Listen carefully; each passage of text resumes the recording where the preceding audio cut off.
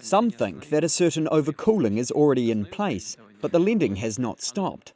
Ask Gref, has the lending stopped or not? The rates slowed down.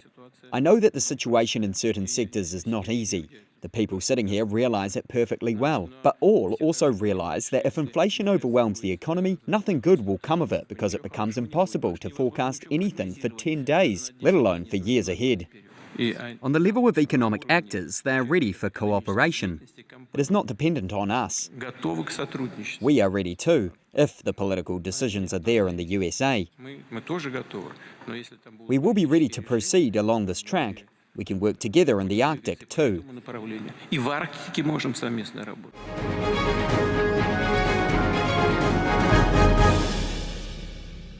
Su plan de un cambio de régimen violento. That's Venezuela's president, Nicolás Maduro, accusing the US government of planning a violent regime change in his country. His comments come against the backdrop of a US military buildup in the Caribbean. On Friday, 10 stealth fighter jets were ordered to join the already bristling military presence. We don't want drugs killing our people. It's there, President Donald Trump said, as part of a crackdown on groups funneling drugs into the US. This was his response when asked about regime change on Friday.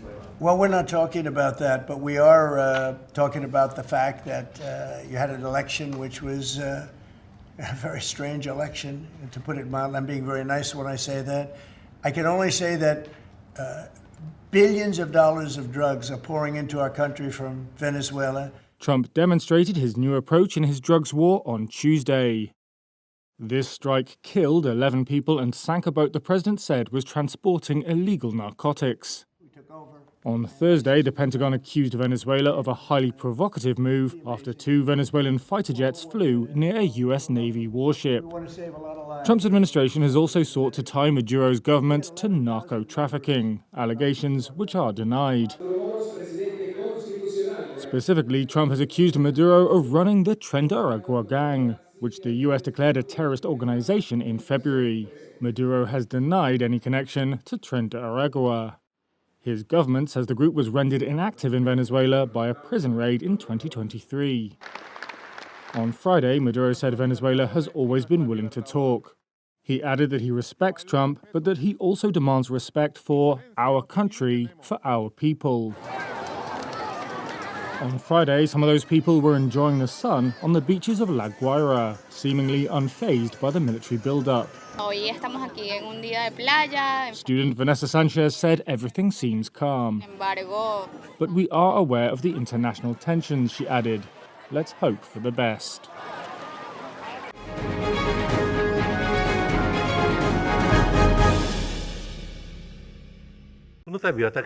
Japan's Prime Minister Shigeru Ishiba said on Sunday he will be stepping down, ushering in a potentially lengthy period of policy paralysis at a shaky moment for the world's 4th largest economy.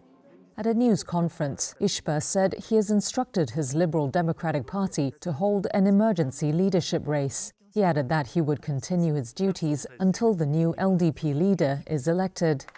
Ishiba came to power less than a year ago with promises to revive his scandal-hit party. Since then, his ruling coalition lost its majorities in elections for both houses of parliament amid voter anger over rising living costs. Last week, concern over political uncertainty led to a sell-off in Japan's yen currency and its government bonds. Until Sunday, the 68-year-old had refused calls to step down. Ishiba had focused instead on ironing out details of a trade deal with the United States on President Donald Trump's tariffs, which have roiled Japan's critical automotive industry and cast a shadow over weak growth. Ishiba's last act as premier will have been to finalize the US deal last week. That involves Japan pledging $550 billion of investments in return for lower tariffs. On Sunday, Ishiba described it as having overcome a key hurdle, saying, "I would like to pass the baton to the next generation." However, since the party does not have a majority in either house, it is not guaranteed that the next LDP leader will become prime minister. Lawmakers can nominate any candidates from the chamber, and historically, the leaders of opposition parties have been put forward for the vote.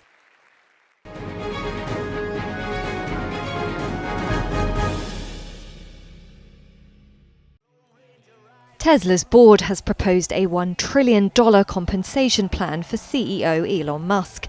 It would be the largest corporate pay package in history and underscore the hold Musk has over the carmaker as it attempts to transform into an AI and robotics powerhouse. The world's richest person has consistently said he needs more of a stake in the company, even as a legal battle over his 2018 pay package, then valued at $56 billion, continues. The newly proposed award is roughly 18 times the size of the contested plan and close to the company's current market valuation. Tesla's board earlier this year approved an interim compensation package for Musk worth about $29 billion in restricted stock. It aims to keep him at the helm through at least 2030. The new plan highlights Tesla's reliance on Musk as it faces slowing EV demand, as well as rising competition from Chinese rivals and pressure to deliver on its AI ambitions. Supporters of Musk's enhanced pay package have argued that his compensation plans have aligned his incentives with long-term growth. Meanwhile, critics warn of potential dilution and governance risks.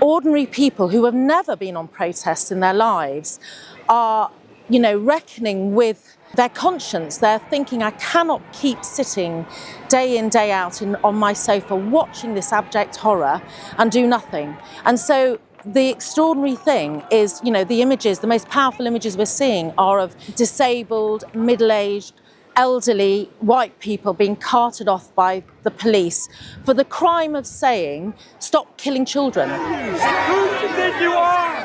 Shame! Shame! Shame! Shame on you! Genocide supporters, shame on you! Genocide supporters, shame on you!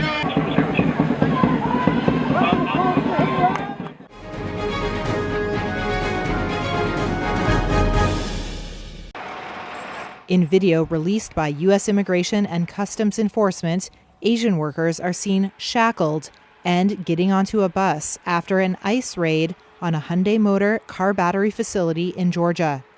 300 Koreans were arrested in Thursday's raid, and on Saturday, South Korea's president ordered all-out efforts to swiftly respond.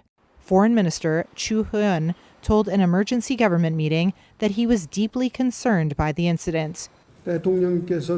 He said the president, quote, emphasized that in the course of U.S. law enforcement, the rights of our people and the economic activities of South Korean investors in the U.S.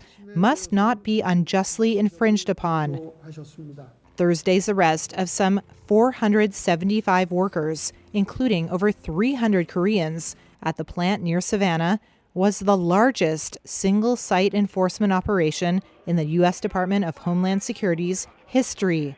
The special agent in charge of Homeland Security investigations in Georgia and Alabama said in a Saturday statement, quote, "This operation sends a clear message that those who exploit the system and undermine our workforce will be held accountable."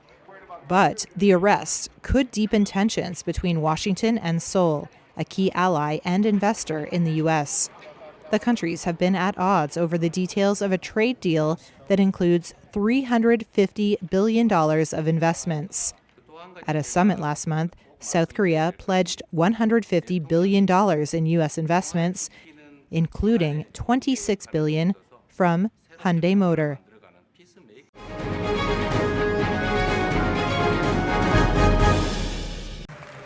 Designer Giorgio Armani has left behind an enduring legacy in fashion and a world-established brand spanning over 50 years. But his death raises questions about the future of the Italian company he kept fiercely independent. Armani, who died at 91, was the sole major shareholder of the company, and he maintained a tight rein, both creatively and managerially, until the very end. Armani's combined flair and business acumen saw the company generate around $2.7 billion in annual turnover. While profits shrunk during a broader recession, industry experts say the global brand remains extremely attractive. WWD style director Alex Badia said this is because its identity remains so powerful. His legacy is so strong, his vision so unique that I don't think they need a new designer phase. They just need to continue the brand, the legacy. Armani had no children, but is survived by members of his family and long-term colleagues who worked closely beside him. Despite the brand's allure, experts say a deal in the midterm would be unlikely. Armani drafted new company bylaws due to take effect upon his death. It outlined governing principles for beneficiaries, including, quote, a cautious approach to acquisitions. More clarity on his plans may emerge in the coming weeks when Armani's will is opened. The designer set up a foundation in 2016 to guarantee smooth succession and the company's continued independence, which, he said a year later, would be run by 3 nominees he designated. He added after his death the foundation would get a larger share of the company, alongside other heirs.